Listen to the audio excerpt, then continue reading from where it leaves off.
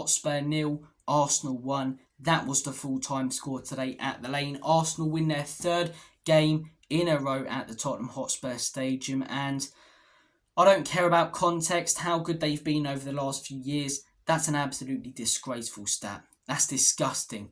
I don't care how well they've been doing over the last few years. You do not let your biggest rivals beat you 3 times in a row at your own stadium. It hasn't happened in decades for us, but for some reason it's happened under this manager, because we've played the exact same way against Arsenal as we did at the end of last season. And surprise, surprise, we get a similar result. We lose. We come away with nothing.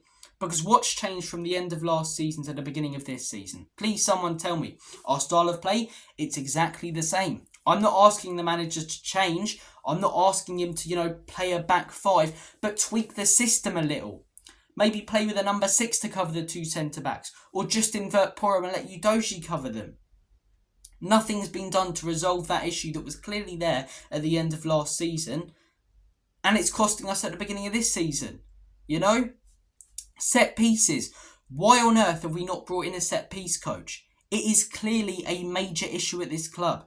It cost us so many points at the end of last season. And yes, is Ange flapping at the ball like Vicario? And is he losing his man like Romero? No, but bring someone in who can organise Romero and the other centre-backs. We're more positionally aware when it comes to defending set pieces and scoring them going forward. Someone who can come in and sort Vicario out, tell him exactly where to be, how to command his box. Every other top side in this league has a set piece coach, but for some reason we don't. There are clear and obvious issues that every fan who isn't delusional can point out and see. They were there at the end of last season, they're there at the beginning of this season, and nothing's being done or is being done to change it. And I don't know why. Is some of today on the players? Of course it is. They're the ones on the pitch. And the decision making at times has to be better. But I can't help but think that it's being coached into them to try and score the perfect goal constantly. Funny enough, like Arsenal under Wenger at times, We don't need to pass the ball as many times as we do sometimes in the final third. The decision-making's crap. And again, some of that's on the players, They could take it upon themselves to do unbelievable things. And we score a goal, and I don't think the manager would be complaining. But it does feel like it's being coached into them to try and score the perfect goal. To constantly pass it, play it out wide, and get the tap in for Dominic Solanke. Whereas sometimes you get yourself in a good position on the outside of the box. Have a pop. Get in a good position to cross the ball, put it straight in. But very occasionally we do. We don't do it as often as we should. We're so predictable to play against. We're so predictable. If you're a top side and you're coming up against this Spurs team, sit back, stay compact, counter-attack with quick players up top, your chances will come and you'll beat us. Because we don't know what to do in the final third. And as I say, our high line on the halfway line is going to cost us and has cost us in the past. Today, in my opinion, a lot of today is on the manager, because he's the one who brought in some of these players up top who are struggling in the final third. Said at the end of last season he wanted to go for the league title this season. Okay, fantastic, great, positivity. Said that every single signing is his. Fantastic. Finally a manager being backed. But then you go out there and sign Wilson, Odobert and Archie, great, players for the future. Okay, I thought we were going for the league title by your logic. Where are the players for the now? We didn't bring in the players for the now, so we're heading into pretty much every game this season, apart from Dominic Solanke, with the exact same team as last season, the exact same tactics. So why are we not going to get the exact same results? Why at the end of the season are we not going to be sat 5th or 6th? Because that's what's going to happen. That's exactly what's going to happen. It was clear for every fan to see this summer we needed to bring in a quality winger, a quality striker and a quality number 6. We've brought in a very, very good striker, but some would debate that Solanke isn't top quality, especially in the 2 appearances we've seen so far at Spurs. Some of his decision-making at times hasn't been great. We clearly needed a top winger. We've brought in Odobert for the future, great, but why have we not brought in, Chiesa or an Eze, someone like that? A number 6 Kone was available all summer. Paulinho was available earlier in the summer, Why have we not filled these holes that are clearly there in the team? And that's where I blame the manager for saying that he wants us to go for the league title, for saying that every signing is his. Then we bring in a player like Wilson on the belt when we clearly need a much better winger. We're heading into pretty much every game with a very, very similar, if not carbon copy, front 3 of last season. And then we're struggling to not finish chances, but create them. Yeah, of course we are, because we were struggling last season, and these are the exact same players, you know? Again, some of today is on the players, but I can't help but think it's being coached out of the players to not shoot on sight, and the manager's constantly contradicting himself. He's saying even the other day, there's no reason why we can't go for the league title, you know? There are clear and obvious issues at this football club. The high line and the lack of tweaking when it comes to the system. You know, the inverted fullback sometimes going far too much forward. Set pieces and defending them, and the lack of creating chances going forward. But we're doing nothing about them. Why are we not appointing a set piece coach to organise us defensively? Why are we not, when we're coming up against an Arsenal or a Manchester City, you know, playing a number 6 or having one wing back cover the two centre backs so we don't leave the two centre backs high and dry at the back?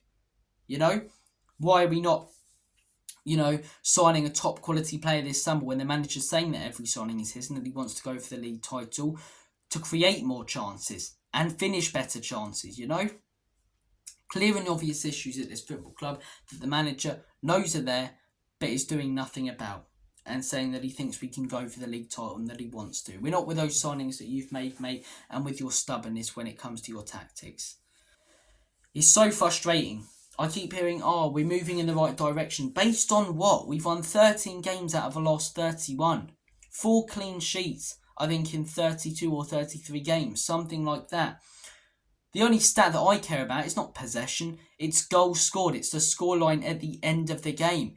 And those results aren't coming in at the minute. And they haven't really come in consistently since the beginning of last season, which I'm starting to look back on now as a manager bounce.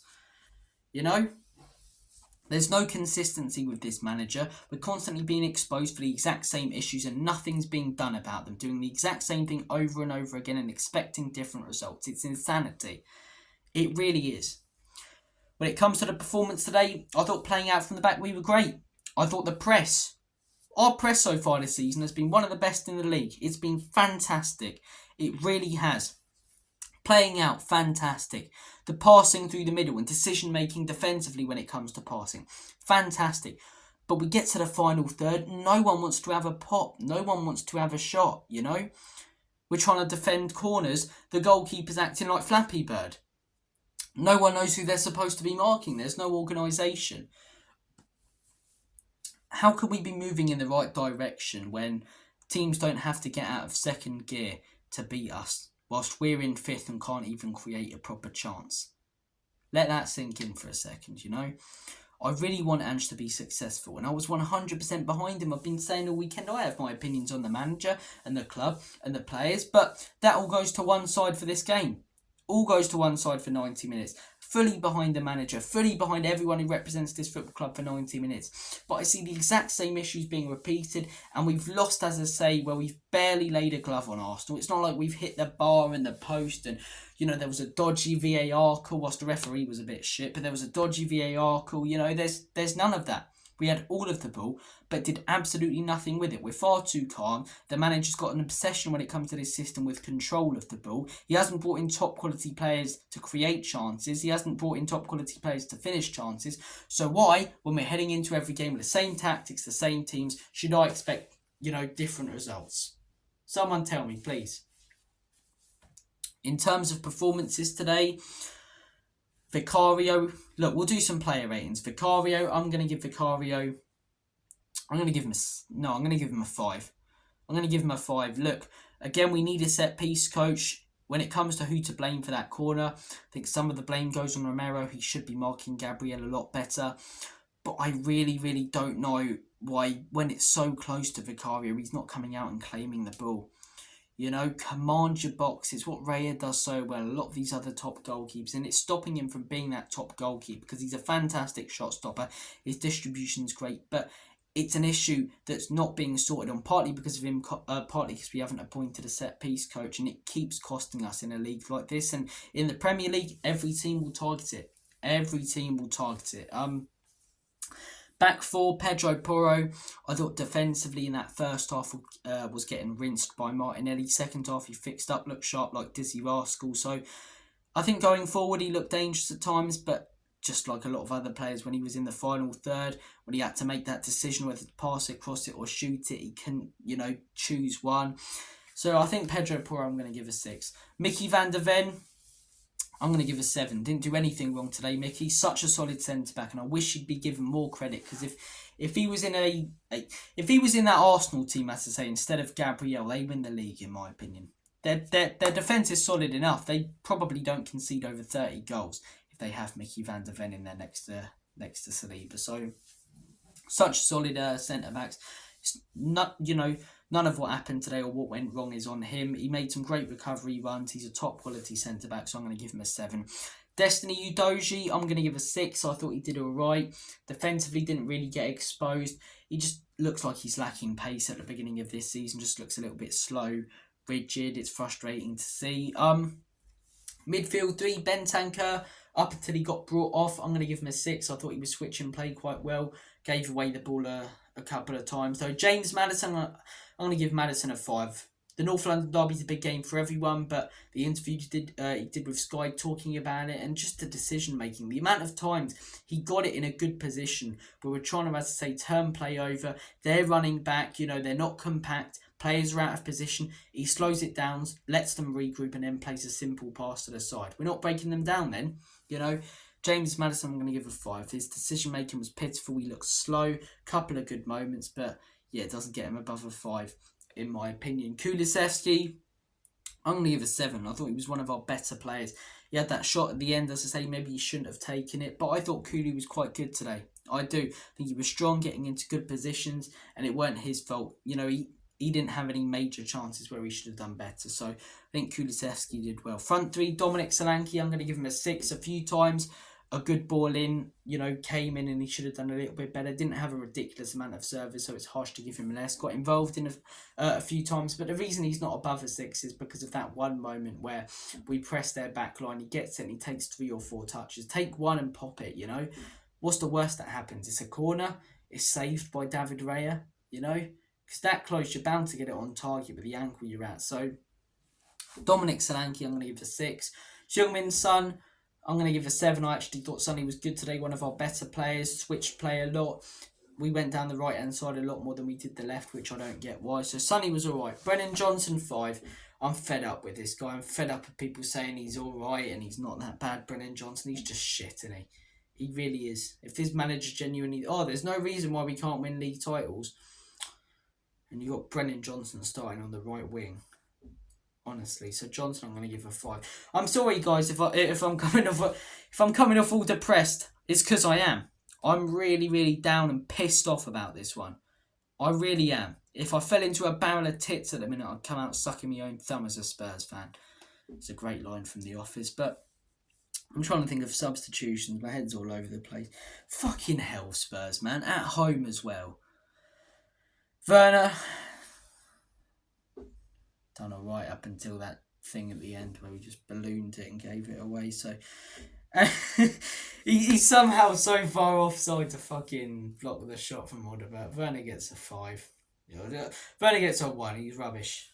He's absolutely rubbish. Odegaard, I think, did all right. I'm going to give him a 6. A lot of poor performances in there. A lot of poor decision making in there today from Spurs. We can dominate all of the ball, but if you don't do anything with it, it don't mean diddly. Arsenal didn't have to get out of second gear. They're coming away with 3 points. Some huge issues at the club, but nothing's being done to resolve them. I don't want Ange necessarily out because I think sacking another manager is repeating the same cycle over and over again. But you have to question, as I say, whether he's the right man for the job going forward when there are clear issues that even he's pointing out. He's coming out the other day saying, as a manager, I don't mind conceding goals. And we're consistently losing games and nothing's being done about these problems. Are we going in the right direction? I'd like to know how, because I don't think this football is that good. Thank you guys for watching. Take care of yourselves. Coventry in the week, I believe, unless it's the next week. I'm pretty sure it's this week. And then we've got Brentford at home next week. Hopefully we can bounce back. In the long term, as I say, I still think there are big issues against the big sides, but I just want to be happy, enjoy a Saturday, and Spurs pick up 3 points. Is that too much to ask? I think it is, especially when... Look, fans paying the top ticket prices today will be criticised for having a go at the manager and saying trust the process. Okay, fair enough then. Fair enough. Well, if we're going to trust the process, why don't we put the ticket prices down to ticket prices for a club that competes for 5th or 6th or 7th? Thank you guys for watching. It's been a bit of a rubbish day. Really frustrated. Comment down below your thoughts and opinions. I'm not going to say fair play to Arsenal because I don't like them whatsoever. I hope they fail miserably this season. Didn't even come out of second gear today and they got the win pissies. But Gabriel, Saliba, you have to give their defence credit. As I say, it'll be interesting to see if it holds up against Man City. And yeah, that's your lot. That is your lot. Have a good or as good as you can rest of your Sunday and weekend. I'm gonna curl up in a ball in the corner of my room and cry. And as always, come on you Spurs.